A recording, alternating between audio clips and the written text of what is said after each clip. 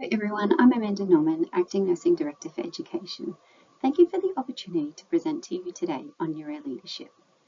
Did you know that understanding how our brains work can make us better leaders?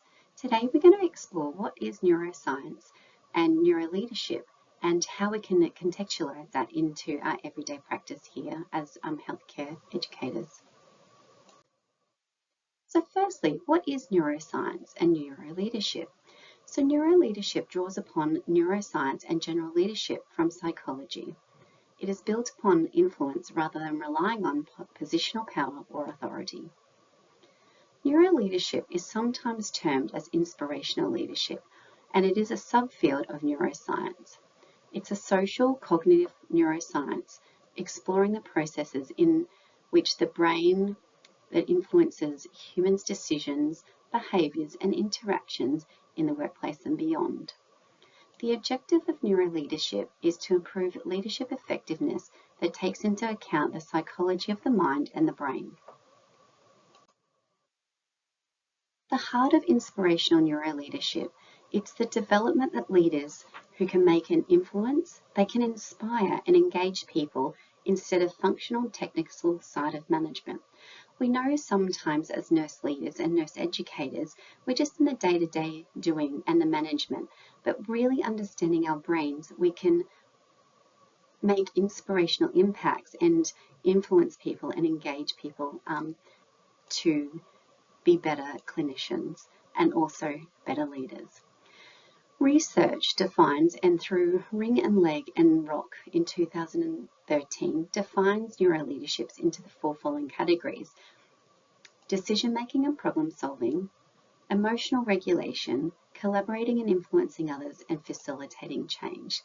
Now let's take a look at these four subcategories a little bit further. As nursing leaders, we can make better decisions and problem solve more efficiently by understanding how our brain processes information. So what happens in our brain when we make decisions? The electrical buildup in our brain for an up-and-coming decision appear at a quarter of a second earlier than we are consciously aware of that decision. This is called the readiness potential, and for simple decisions, it's found the delay was up to 10 seconds.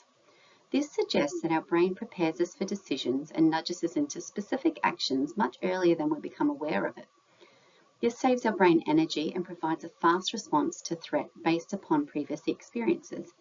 However, sometimes it may not serve us well as leaders every time. In 2017, Daniel Kahneman suggests that leaders practice slowing down their thinking before making decisions to override that automatic brain response. The first response from the brain is not always our best decision. In decision making, we usually use our head for evidence and logical thinking. However, as leaders, we need to know in what context to use our head and our heart or our gut.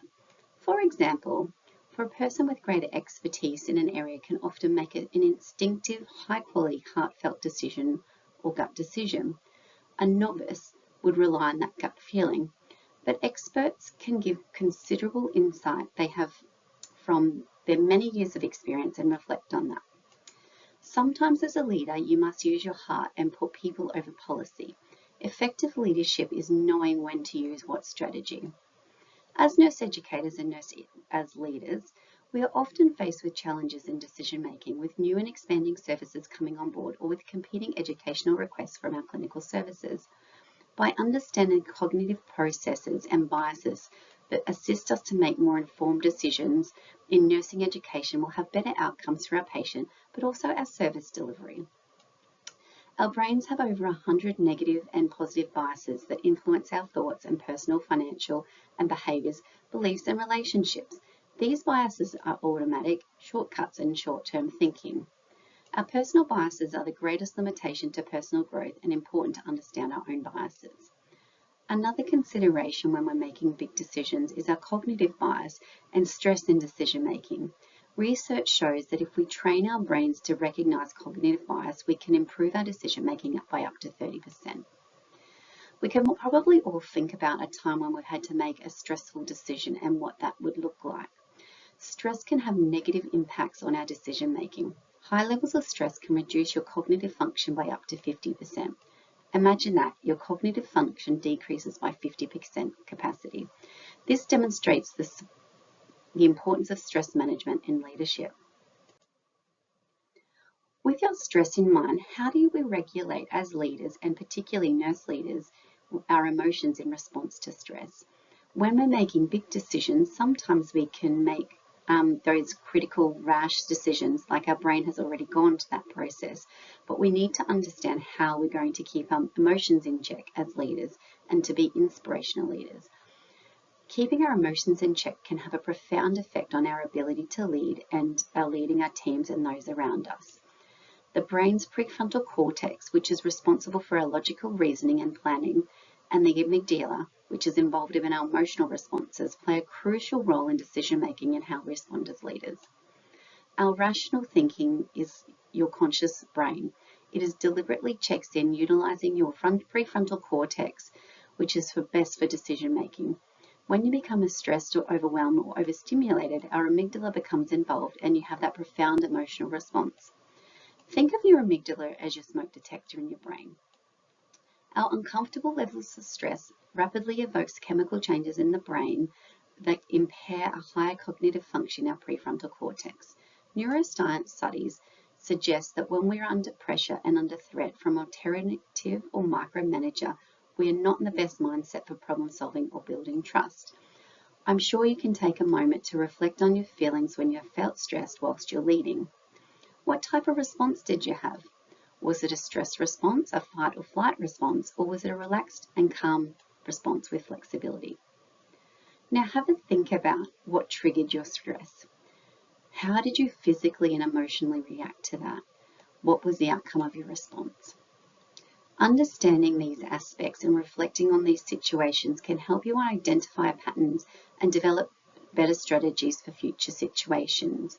As we previously said in the previous slide, we have better understanding if we stop and think about a decision making and then also keep our emotional regulation in check.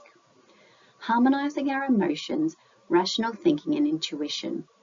When our emotions, rational thinking and intuition are in harmony, it leads to aligned communication, clear and authentic interactions, our peak performance, which enhances productivity and our creativity, innovation and success, collaborative ideas, and it fosters an environment of critical thinking, our innovation for new clinical services and ways we deliver education. However, when all of these elements are out of sync, it can lead to miscommunication, inappropriate behaviors. Recognizing and addressing these imbalances is key to maintaining a healthy team dynamic and also culture within our healthcare teams. So how do we train our brains for relaxation response instead of a stress response? As we know in healthcare, it can be a very stressful business. We are faced with a large amount of stress each day and decision fatigue. So how do we manage these stressful situations and how do we be inspiring leaders in stressful situations? Our brain is adaptive and it's neuroplastic. We create and rely reality by choosing our own thoughts, and how we respond to these situations is more important than the situation itself. It's shown that mindfulness, meditation and exercise can rewire your brain. So what are some strategies you could implement in our workplace? As a leader, you could introduce mindfulness at the beginning of meetings or box breathing to calm yourself prior to attending a meeting. Research has shown by regular mindfulness, it can reduce stress by up to 28% and improve emotional regulation. By implementing mindfulness into our leadership toolkit, this can help reduce stress and improve focus, leading to better decision making during high pressure situations. We can also attend our reflective practice groups or clinical supervision, which can play an important part of our emotional regulation. Additionally, regular exercise in your daily routine can positively impact your emotional regulation. Using the techniques improves our ability as nurse leaders to regulate our emotion and foster a calm and supportive environment, reducing burnout and improving our staff well-being and our own well-being. An important part of being an inspiring leader is understanding how we collaborate and influence with others. When collaborating and influencing others, it is important to think about our social cognition and our mirror neurons and empathy. What do I mean when I say social cognition? Well, social cognition is the process by which people understand and interact with others. It involves recognizing those social cues, understanding from others' perspectives, and predicting their behaviors. It includes oneself and others, and beliefs and desires and intentions that they have for one's own. Our mirror neurons are activated when both individual performance and actions, and when they're observed by somebody else performing those same actions, facilitating empathy and social learning. Empathy, we know, is the ability to understand and share our feelings of one another. It's crucial for effective collaboration and fosters connection, trust, and cooperation. Empathy has the two components, the cognitive empathy and emotional empathy. Empathy and social cognition work together to enhance collaborating as leaders. It builds trust, improves communication, fosters collaboration. By knowing and building social cognition and empathy, it enhances stronger teams, higher morales, and improves patient outcomes. Trust and rapport and growth are three inspiring leadership attributes that assist when collaborating and influencing others. They allow individuals to work together for a common goal and empowering each other. Building trust with individuals as leaders allows us, the brain, to minimize threat and to calm our brainstem. Build trust and be fair, be honest and respectful, put courage over comfort, and be calm and composed. Use positive language when we build trust, show warmth. Building in rapport, engaging in the limbic system to establish a sense of belonging, show warmth and responsiveness to others' needs, encourage and protect others, and see each other from our own perspectives. Building growth by stimulating the prefrontal cortex is by focusing on learning and achievements, inspiring leaders, coach and grow others, keep each other accountable, and articulate a clear vision and purpose. Be a radiator of inspirational leadership to uplift the culture and transform people. The only thing certainty in healthcare is constant state of change. Neuroleadership helps us understand the brain's response to change and assists leaders to manage change smoothly and effectively. In neuroleadership, the brain responds to change management by activating the threat and reward system, impacting emotional cognition and processing. When changes are perceived as a threat, the amygdala triggers a stress response, leading to a fear, resistance, and disengagement. On the other hand, when change is seen as reward, our brain system reward activating system is promoted and engagement and motivation is enhanced. Benefit of effective change management is it reduces the resistance to change and increases the likelihood of successful implementation of our new initiatives. By integrating neuroscience into leadership practices, as nursing leaders, we can develop a deeper understanding of human behavior, leading to more effective and compassionate leadership. This is not only improving our team dynamics and performance, but also enhances our patient care and our educational outcomes for our organisation.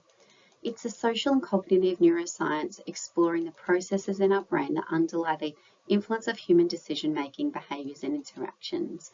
By developing a deeper understanding of neuroscience, this allows us as leaders to have a better understanding of our brains and aligning it and adjusting our behaviours with the psychology in mind. Our research shows by integrating the neuroleadership improves our decision-making, enhances our emotional regulation, improves our collaboration and effective change management. Remember, it's a feeling that matters. The culture we create as a result of a collective feelings that drives our behaviours that will either speed up or slow down. Pay attention to our emotional wake as we interact with others and improve us around each other. Us as leaders enable us to mitigate by our instincts, emotional first response and biases to maintain a calm composure in order to make our rational decisions. Be prepared to have a growth mindset. Be comfortable with being uncomfortable and the courage to improve our difficult conversations. Show clarity and consistency in your practice. Be connected, use appropriate tone and use warmth. Be respectful and not reactive. Collaboration in our super busy environments is working together, not tearing each other down. Communication, we know, is the key. Be clear and concise. And lastly, remember, it's about the conversation. The conversation is the relationship. Inspiring leaders who understand the workings of our human brains have an advantage and they can harness the synergistic power of our brain power. Be an inspirational leader with your brain in mind. Thank you.